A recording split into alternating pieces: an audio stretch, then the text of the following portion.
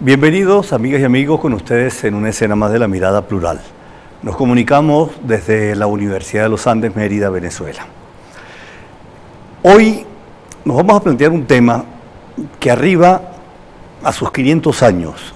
Queremos titularlo Los 500 años de la Reforma, Dios, el absolutismo y la libertad de conciencia. ¿De qué queremos hablar esta noche?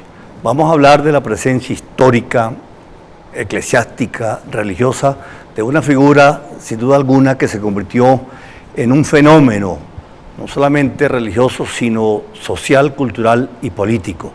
Nos referimos a Martín Lutero, reconocido por muchos como el padre del protestantismo.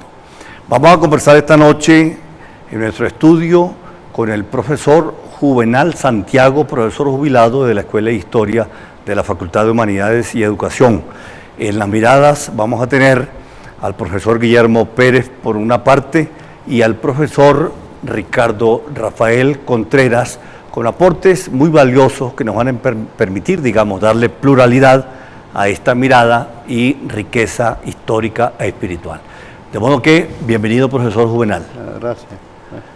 Profesor, cuando uno aborda temas que tienen que ver con las creencias del hombre, que tienen que ver con la existencia de un ser supremo, uno llega a esos diálogos con ciertos temores, porque ciertamente, digamos, son temas de una inmensa complejidad, de una larga historia y de muchas implicaciones desde el punto de vista, digamos, de la fe.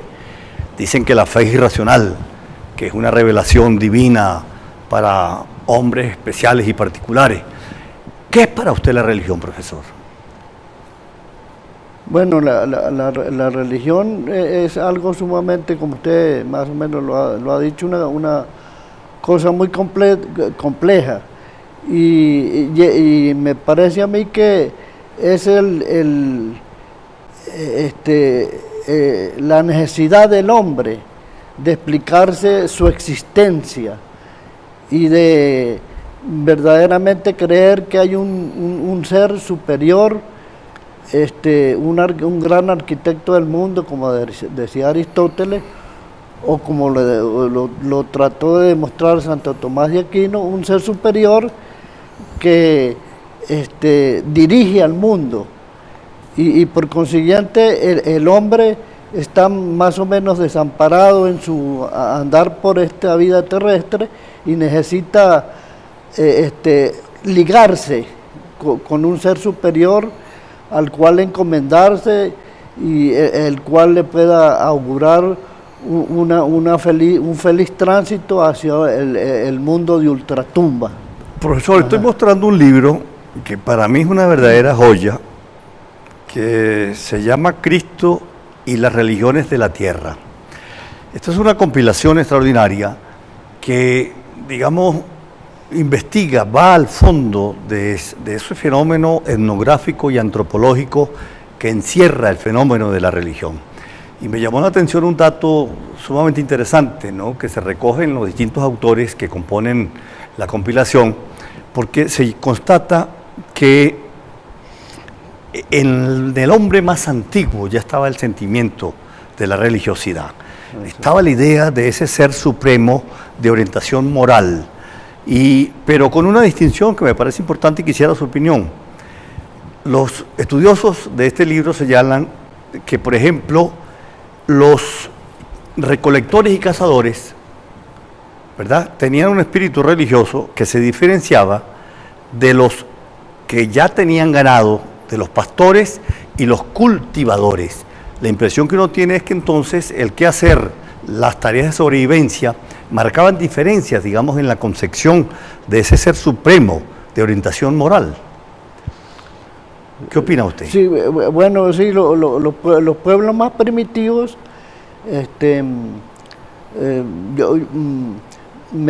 eran sobre todo animistas. Animistas.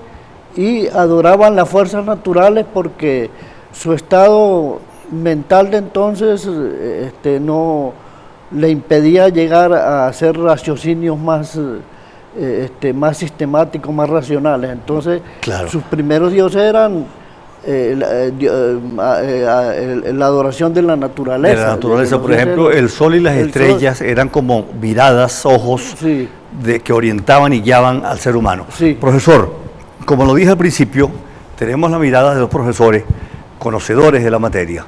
Vamos con la primera mirada del profesor Guillermo Pérez, que nos permite a nosotros, profesor, digamos, registrar algunos antecedentes del tema central de esta noche, ¿no?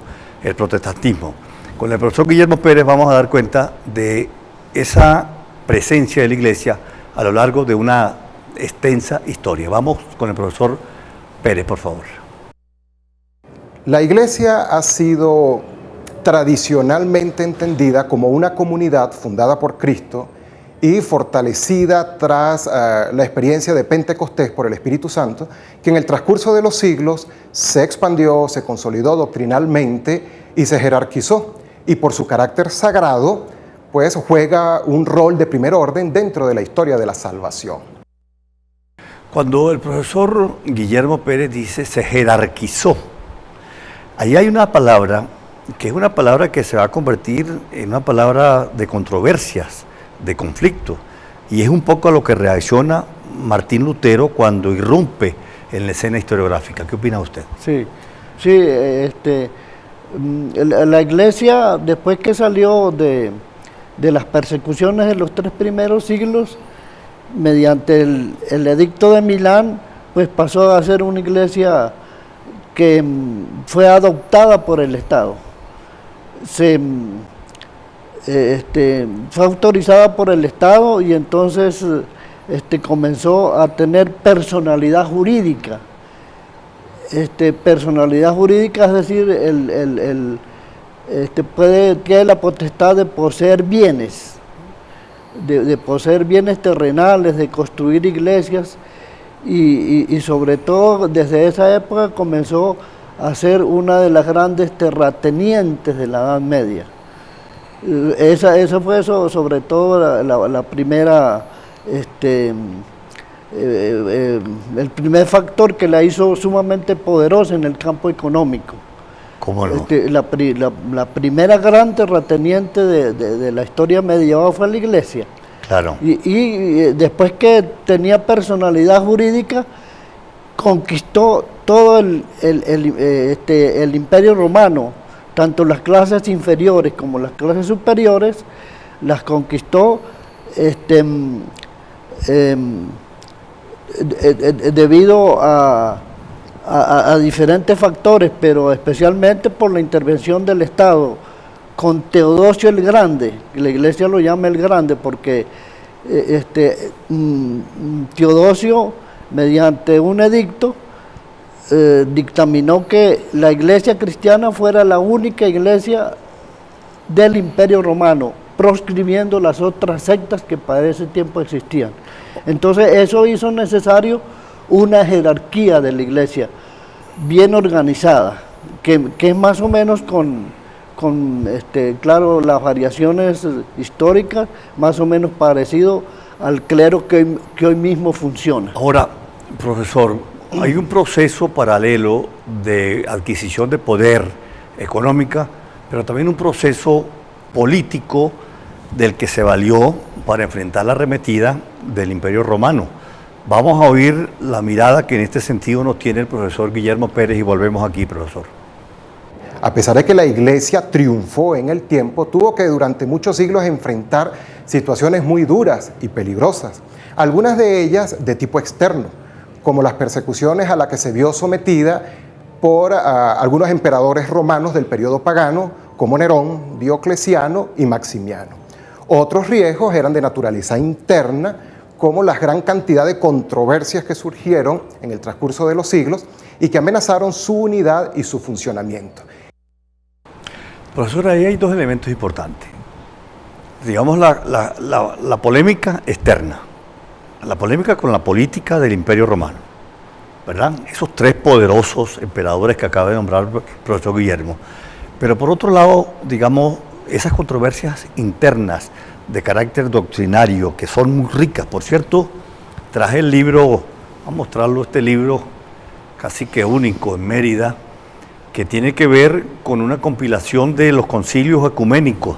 Ajá, sí. Entonces uno lee con detenimiento este material y encuentra de verdad que la relación interna de la Iglesia occidental, universal, católica, era una relación muy conflictiva internamente, ¿no? Sí, Por sí. las distintas perspectivas que tenían de las Sí. lecturas de las Sagradas Escrituras, ¿no? Sí, sí, sí.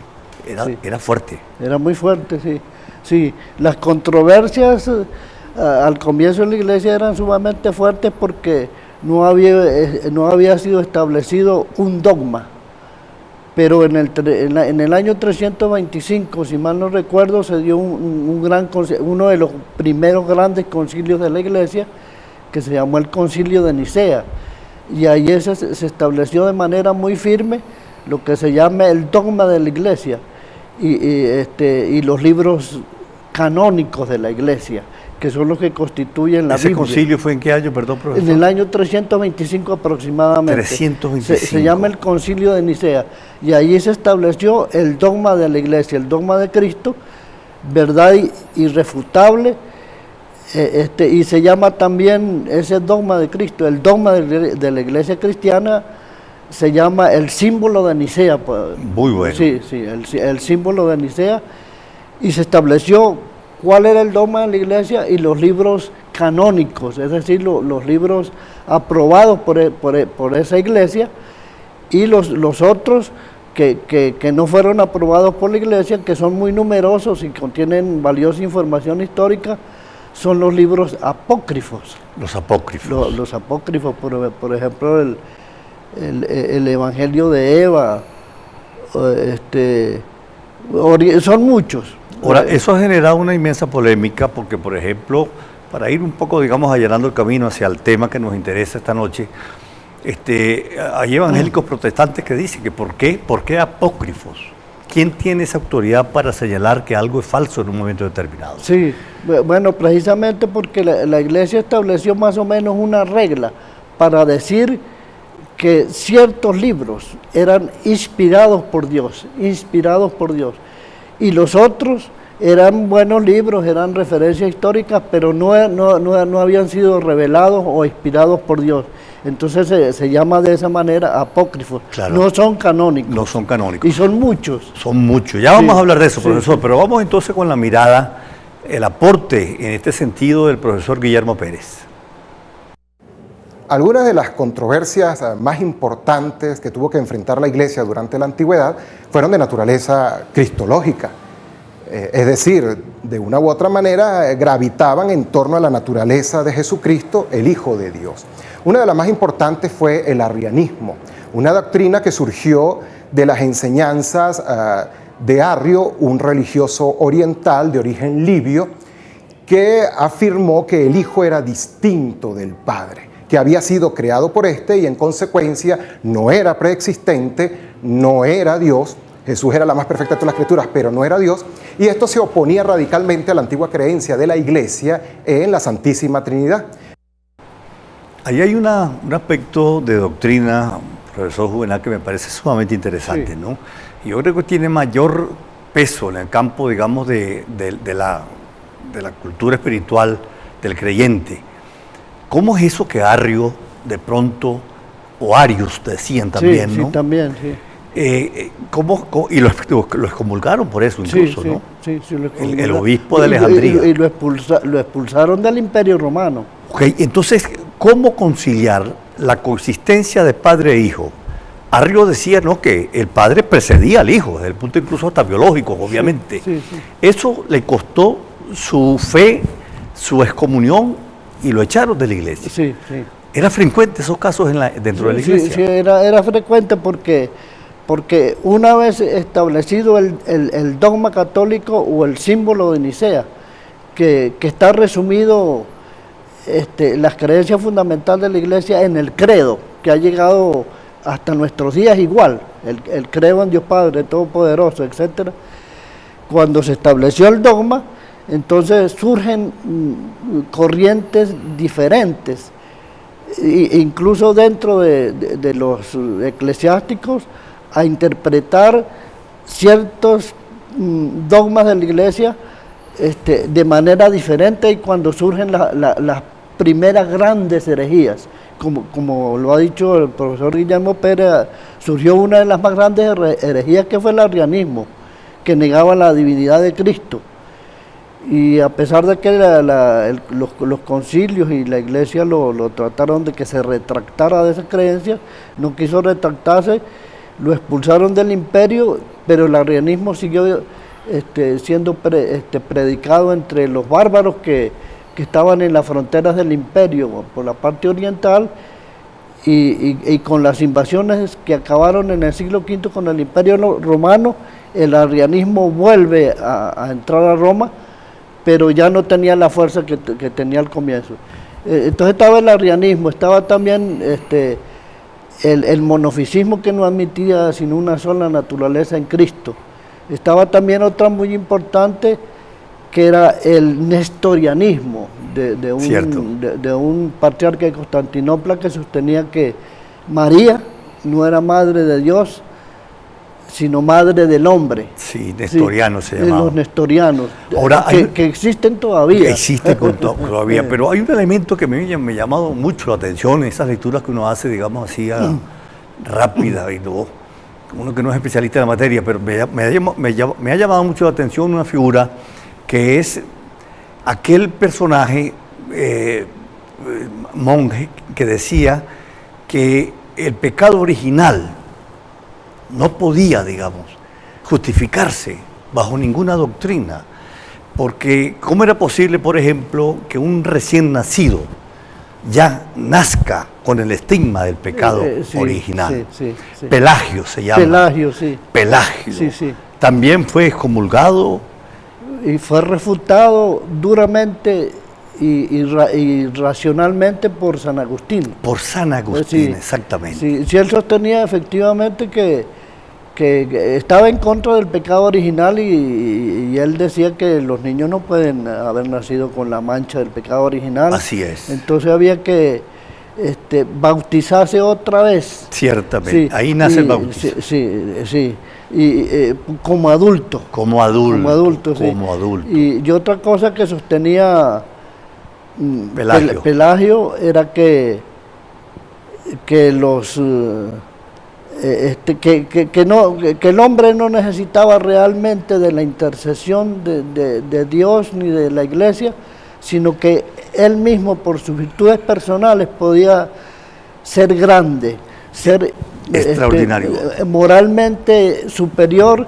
Y de ahí los teólogos dicen que los pelagianos tienen una gran soberbia que se llama la soberbia pelagiana. Pues, ciertamente, pero es un antecedente importantísimo del pensamiento de Martín Lutero, ese carácter, digamos, autónomo, individual, de acercarse y de justificar la fe. Pero vamos a la cuarta mirada del profesor Guillermo Pérez.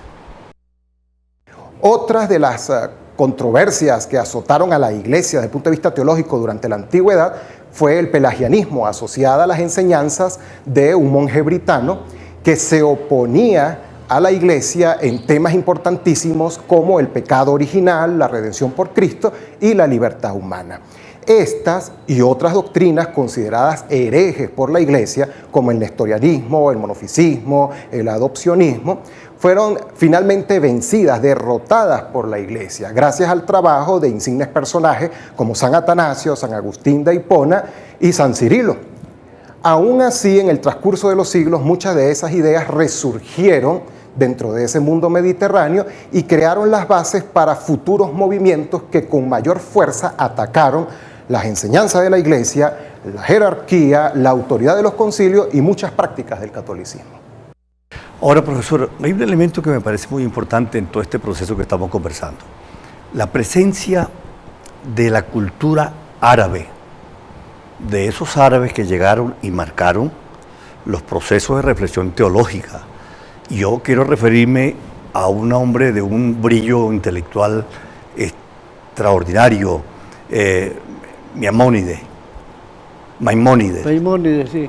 Ese hombre puede verse como un elemento de antecedentes importantes en ese proceso que termina, digamos, traduciéndose en las políticas, en las teologías de Lutero. Por ejemplo, cuando Maimónides decía que la fe podía ser racional y que bastaba, digamos, ser individuos conscientes para asumir la fe a título personal, individual, con autonomía. Sí, sí.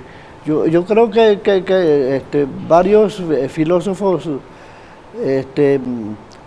hispanoárabes, como Maimónides. Él nació en Córdoba, creo, sí, ¿no? Sí, sí. Averroes. Averroes, como sí. no.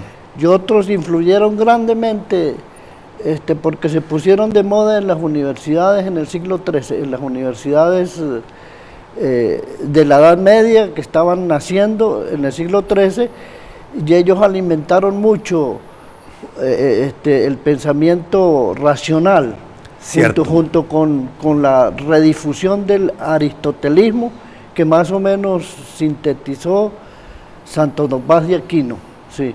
Entonces, todos esos autores hispanoárabes tienen ese mérito de haber introducido en la filosofía medieval conceptos muy importantes de los griegos, porque los árabes fueron los que transmitieron a la Europa medieval los conocimientos de Aristóteles y de Platón. Así es. Sí, sí. En las universidades. En las universidades. Y como las universidades estaban dominadas por la Iglesia en ese tiempo, pues también formaron parte de los elementos que podían influir en las herejías del siglo XIII también, que fueron muchas. Hay un elemento, profesor, ya para entrar en el tema que nos convoca esta noche, los 500 años de la Reforma y todas las secuelas que se generaron, digamos, a partir de 1517, creo, ¿no? Sí. Cuando Martín Lutero clava en la puerta, parece que eso era una costumbre, ¿no? Sí. Colgar en la puerta de las iglesias, digamos, mensajes, figuras alusivas a todo ese mundo simbólico de religión y demás.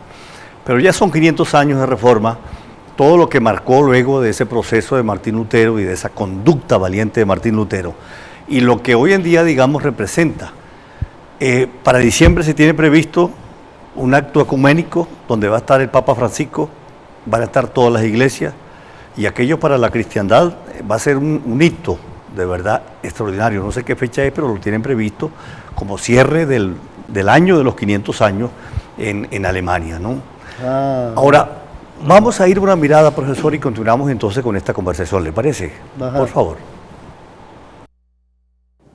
Creo que es importante comenzar centrándonos en la figura de Cristo, Cristo profeta, Cristo Hijo de Dios, verdadero Dios y verdadero hombre, que abre las puertas de la salvación, que con la encarnación une lo humano y lo divino, que se constituye en el personaje central del cristianismo y del catolicismo a través de la apertura de las puertas de la salvación. Son los hechos de la fe cristiana, son los hechos del cristianismo. Son los hechos que reconocemos todas las religiones que derivamos de Cristo, y la Reforma no escapa a ella. La Reforma es un movimiento que se enmarca dentro del cristianismo, que reconoce a Cristo como Hijo de Dios, que reconoce el sacrificio de Cristo como Salvador del género humano. Bien, ahí teníamos al profesor Ricardo Rafael Contreras.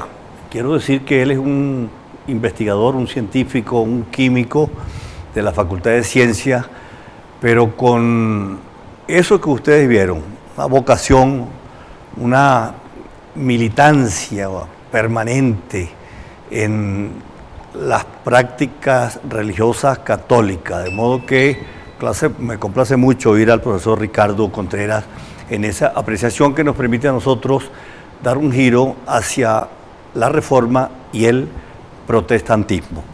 Para usted, ¿quién fue Martín Lutero, profesor? Bueno, Martín Lutero más o menos sintetizó en el comienzo del siglo XVI un movimiento intelectual y religioso sumamente nuevo, y estuvo enlazado con un renacimiento que había en ese siglo también, que influyó mucho en el pensamiento de Lutero, que fue el humanismo. El humanismo fundamentalmente... Extraordinario. Sí, un antecedente clave. Especialmente las ideas de Tomás Moro, que escribió una obra muy célebre que se llama La Utopía, y Erasmo de Rotterdam. Pero ellos eran católicos. Sí, ellos eran católicos. Eran humanistas cristianos. Humanistas cristianos. Humanistas cristianos. Pero Petrarca, vamos un poquito atrás, Dante, Ajá, Petrarca, Boccaccio, ¿ellos qué aportaron al...? Bueno, ellos aportaron al humanismo y al renacimiento de ese tiempo, sobre todo el resurgimiento de las letras clásicas. Claro. De las letras clásicas.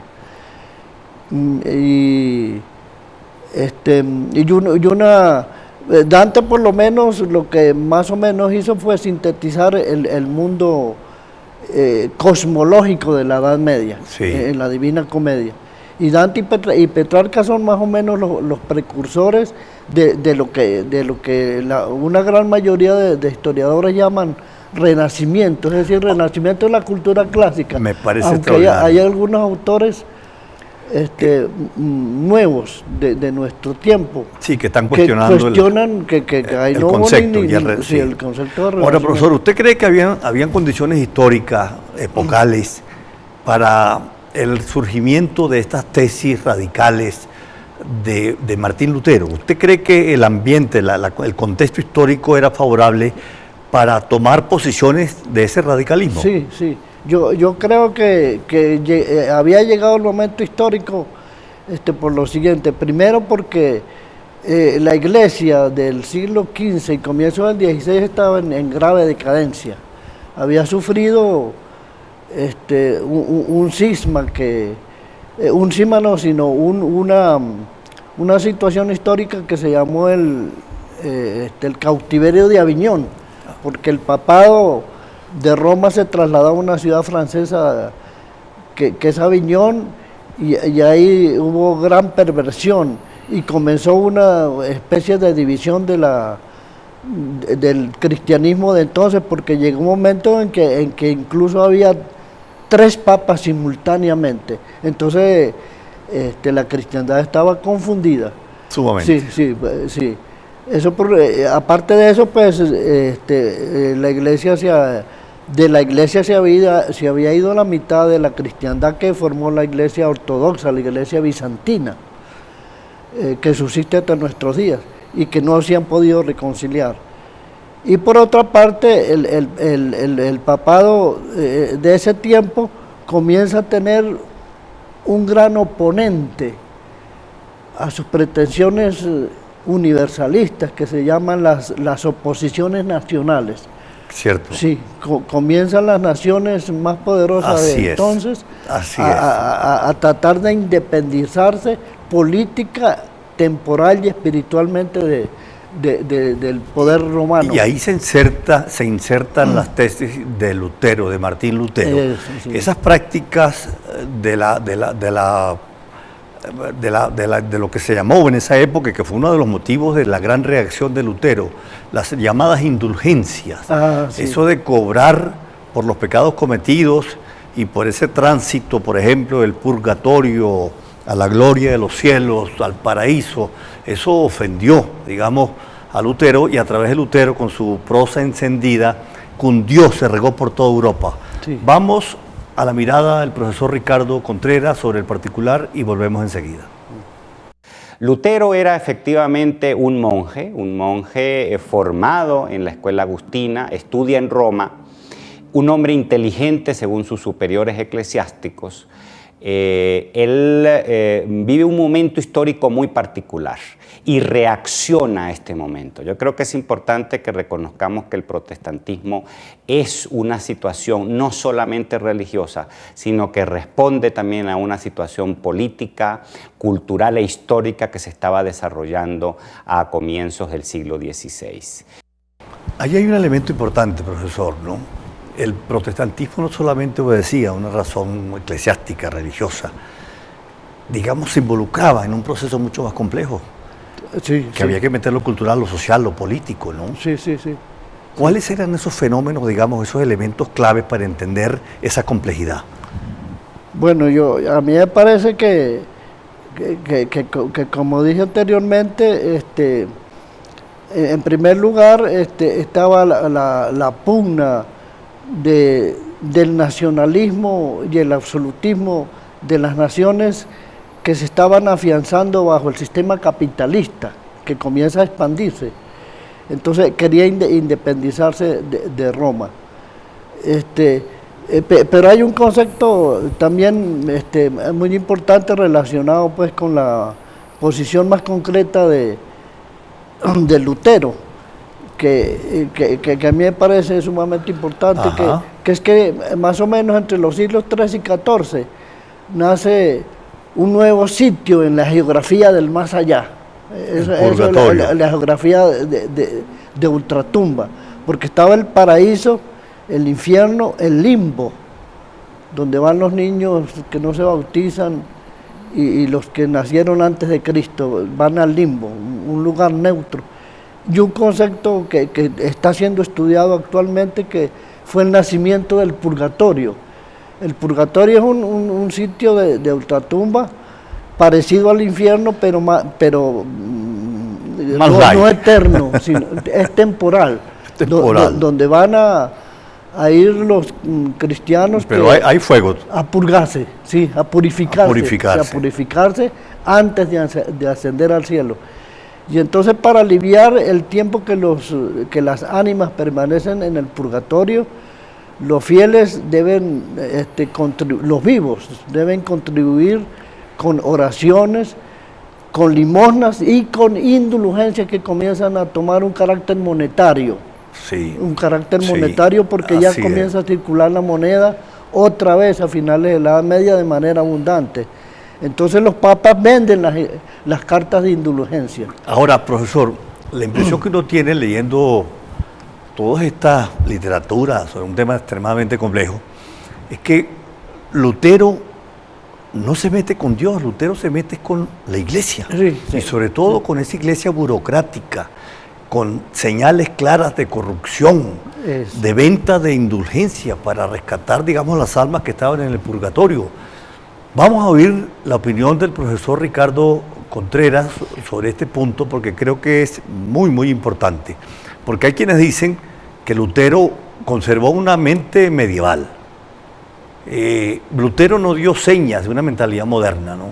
Su reacción fue una reacción claramente por una iglesia que fuese, en términos mendicantes, fuese humilde, modesta, pobre, que ejerciera la pobreza, el voto de pobreza, el voto de castidad, que era algo absolutamente medieval, ¿no? Sí, sí, sí. Vos que la respuesta que daba Lutero se pierde de vista y de control, incluso para él mismo. Ya de eso vamos a hablar. Sí. Vamos con la mirada del profesor Ricardo, por favor. Lutero, en su biografía, en su vida, recoge una experiencia, una revelación en la cual él, interpretando para los pasajes bíblicos, reconoce pues que, en su opinión, solo la gracia y la fe le dan la salvación al hombre, y no otra cosa. Eso causa definitivamente una ruptura con el catolicismo, porque el catolicismo reconoce que la fe debe ir de la mano de las buenas obras. Es más, una fe sin obras, como dice el apóstol Santiago, es una fe muerta. A ver, profesor, vamos a darle un contexto a esto que nos dice el profesor Ricardo. Solo la fe salva, solo la gracia de Dios revelada, ¿verdad? Sí. ¿Qué implicaciones tiene eso desde el punto de vista doctrinario? ¿Por qué pone énfasis Lutero en algo que pues, pareciera común en cualquier cristiano de esa época. Sí, sí, sí. Él afirma que solo la fe salva. A mí me parece que, porque eso son cosas sumamente controvertidas y sobre lo que hay una abrumadora literatura, ¿no? Pero a mí me parece que el punto central, según mi punto de vista, es que él tenía animadversión por los papas de ese tiempo, que eran sumamente corruptos. Los papas del Renacimiento eran sumamente corruptos, dados a los placeres mundanos, fiscalistas, amantes del dinero. Entonces, en Julio II, sí, Leo X. León X, Julio II, todos ellos eran...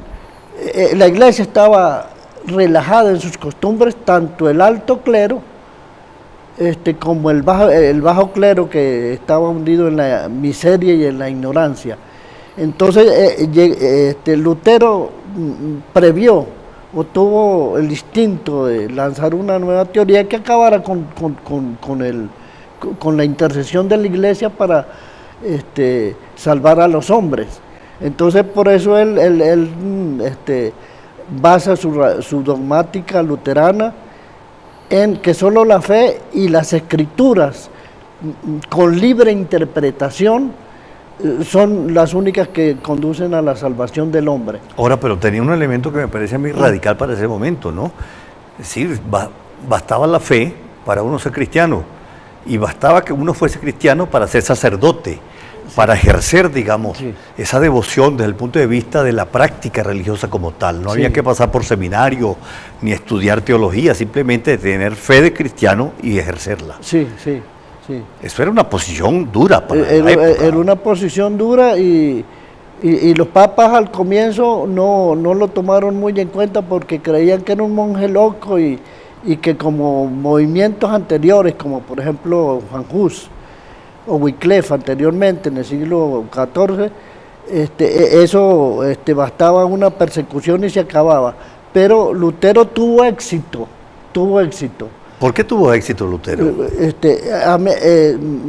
La mayoría de los historiadores coinciden, en primer lugar, porque la iglesia estaba depravada realmente, ¿no? Las costumbres eclesiásticas estaban depravadas. No había habido una reforma dentro de la iglesia que acabara con el sensualismo de la curia y del clero.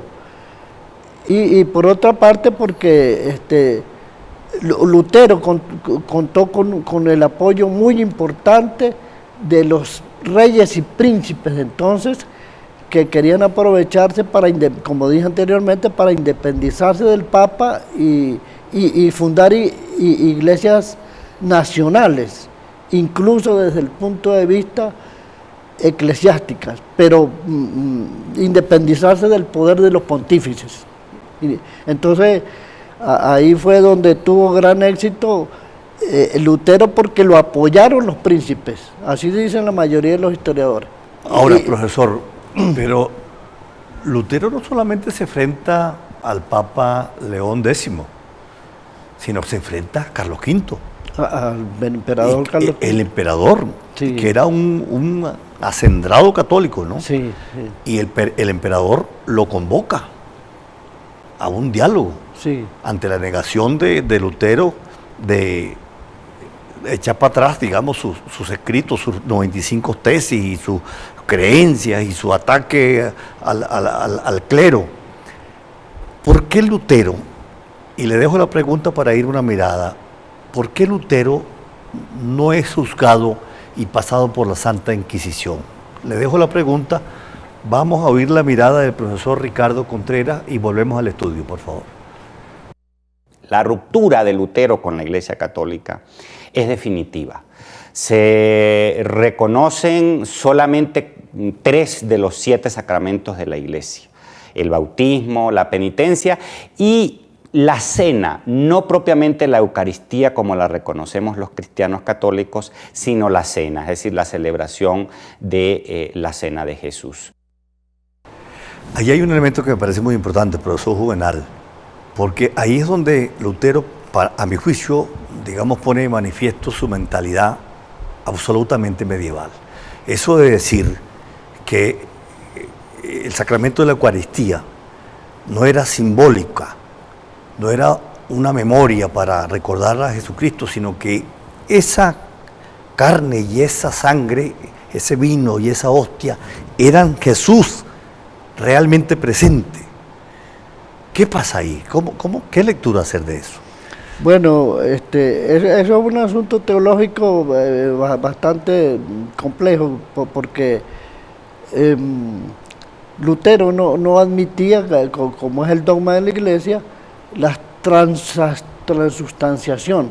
Es decir, que el sacerdote, mediante la Eucaristía, transforma el pan y el vino en el cuerpo de Cristo. Él afirmaba que no existía la transustanciación, sino algo parecido que él no rechaza del todo, que se llama la consubstanciación. Entonces, Lutero no niega completamente que el pan y el vino sean la sangre y el cuerpo del Señor, pero establece una pequeña diferencia que él llama consubstanciación, que son asuntos teológicos que solamente los teólogos lo pueden comprender. Ahora, profesor, esas controversias teológicas están vinculadas con un fenómeno que es ese tránsito de lo teológico a lo antropológico, porque no olvidemos que Dios se hizo hombre, sí. Y con la presencia de esa figura de hombre, ahí empieza a involucrar fenómenos de otras disciplinas como la antropología, obviamente, ¿no? Sí. ¿Cómo se da ese tránsito desde el punto de vista de la dogmática, de la doctrina? ¿Cómo se aborda a Jesús como el hombre, como el antropólogo? Bueno, ya eso, no tengo mucha información sobre eso, porque ya es un poco complicado, ¿no? Pero a mí me parece que Cristo se hizo hombre para identificarse sobre todo con los pobres y las clases inferiores de este mundo. Ya. Sí. Y entonces ahí está una de las grandes proezas del cristianismo, que Cristo, por lo menos desde el punto de vista virtual, está con las clases inferiores. Ya. Sí, con las clases inferiores. Y ese ha sido el gran ideal de esos movimientos que rechazan la opulencia de la Iglesia. Ahora, profesor, quedó una pregunta en el aire. Ajá. ¿Por qué no se enjuició a Martín Lutero? ¿Por qué no pasó por la Sagrada Inquisición? Porque fue excomulgado y catalogado de apóstata y hereje. Sí, y eso se pagaba con la vida. ¿Qué pasó ahí con la Iglesia? Sí,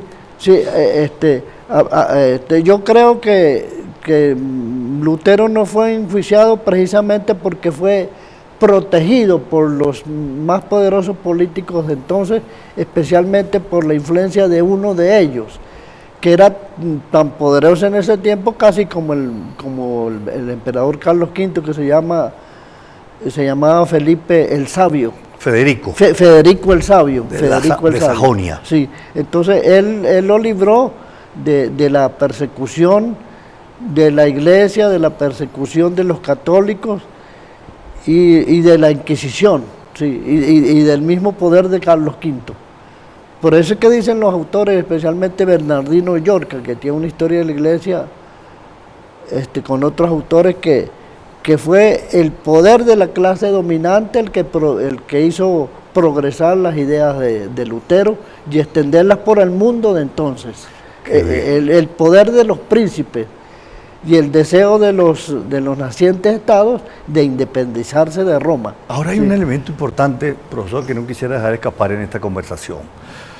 Lutero consideró siempre que su posición no era, digamos, acabar con la Iglesia ni con el cristianismo. Sí, no. Era simplemente, digamos, hacer un llamado de atención para que la Iglesia volviera a sus prácticas de humildad, de devoción, de fe, con una autoridad única que eran las Sagradas Escrituras, en fin. Pero la política de Lutero, sus pronunciamientos, sus tesis, despertaron una ola de violencia extraordinaria, guerras por todas partes. Pero yo quisiera una referencia suya, profesor, sobre la guerra de los campesinos en Alemania. Lutero llega a condenar la reacción que tuvieron los campesinos y dijo una frase feroz, de verdad preocupante.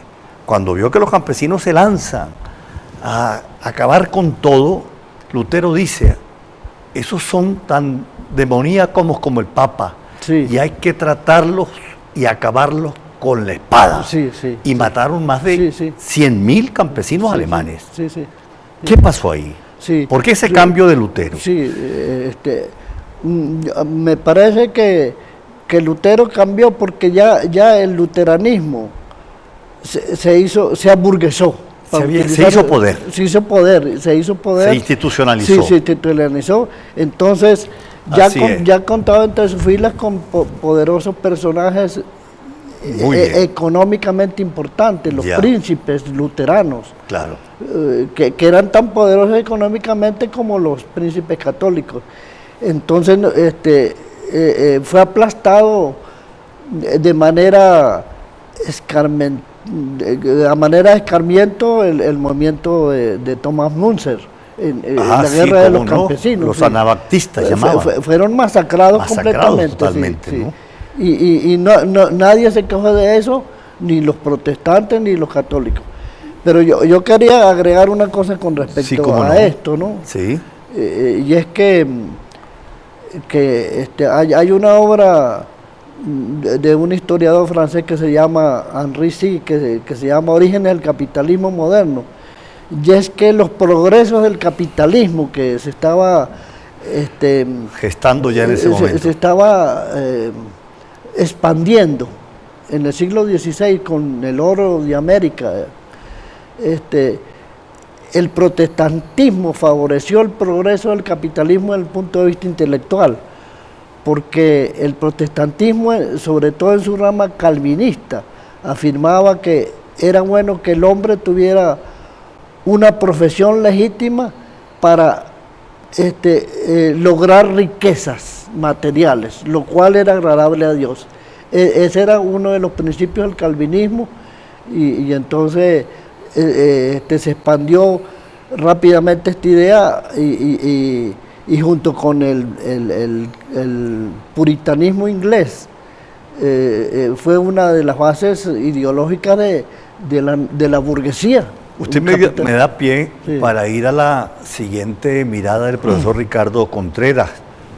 Cuando se le pregunta al profesor Ricardo, él como científico, qué vínculos, qué relaciones se pudiesen establecer entre esa atmósfera de reforma religiosa con el movimiento también que se estaba dando desde el punto de vista científico. Francisco Bacon,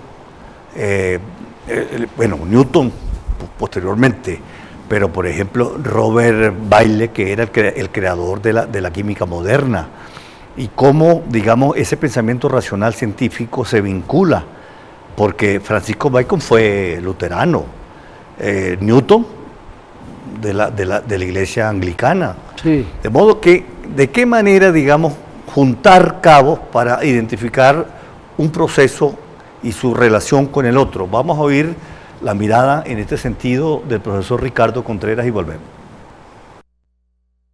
Pero el cambio de la reforma también afecta el desarrollo cultural, científico en este caso. Muchos científicos son protestantes, pero no son protestantes porque sean científicos, son protestantes porque nacen bajo las familias, bajo el nuevo ambiente protestante que se vivía en Europa. Newton no escogió ser anglicano, Newton nace en una familia anglicana. Y muchos de los otros científicos que hacen contribuciones a la ciencia nacen o se convierten al protestantismo. Efectivamente, personajes como Francis Bacon o otros personajes. Bien, nosotros estamos llegando ya casi al final.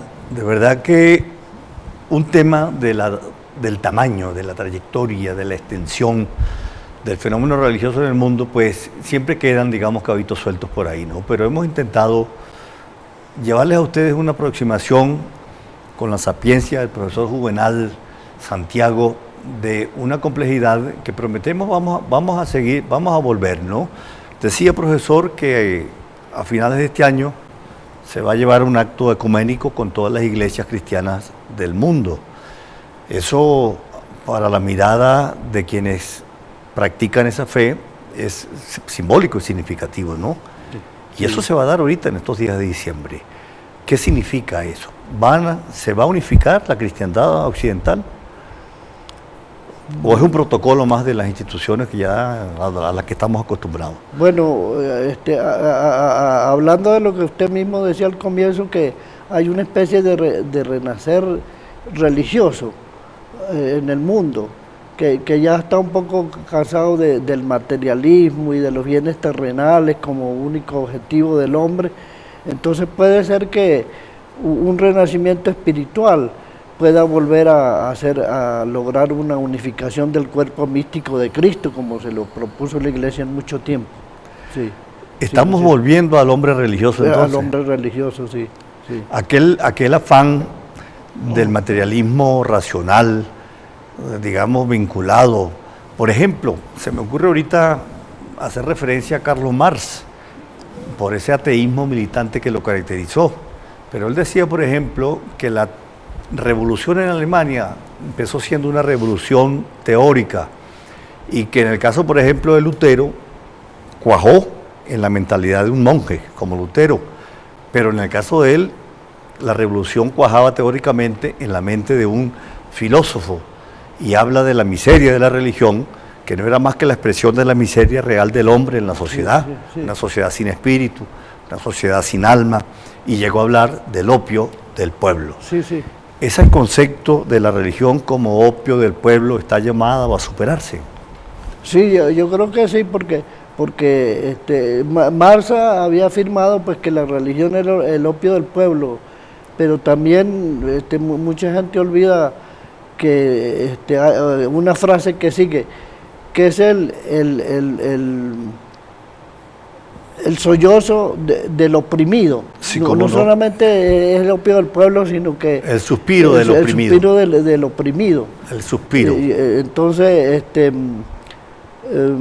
hay una especie de deseo, como decía anteriormente, pues de que la religión no sea el opio del pueblo, sino en cierto modo una liberación de los bienes terrenales, que siempre ha sido una aspiración de la gente en todos los tiempos, desprenderse de los bienes terrenales y pensar en algo espiritual. Pues. Yo creo que estamos de verdad de retorno hacia una mística de una nueva tónica y un nuevo carácter. Sí. Profesor Juvenal. Yo quería antes de finalizar decir que la Iglesia se alzó en contra del luteranismo, aunque un poco tardío, con el Concilio de Trento, que reformó la Iglesia. Así como no. Que reformó la Iglesia con grandes principios y con la Compañía de Jesús. Sí, como no. Con los jesuitas que hicieron que la Iglesia también tuvieron su aspecto científico. ¿Cómo no? Y por eso hay científicos católicos y científicos protestantes, porque la Iglesia en la Edad Media era anticientífica. Copérnico y Galileo Galilei son dos paradigmas de eso que usted señala. Bueno, profesor, muchas gracias. Un placer, ¿verdad?, haberlo tenido aquí en la mirada plural. Gracias por sus aportes y prometemos de verdad que de aquí a fin de año retomar el tema con estos estudiosos que nos enseñan mucho, porque es un tema interesantísimo, complejo y de una renovación constante en la cultura del hombre. Muchas gracias.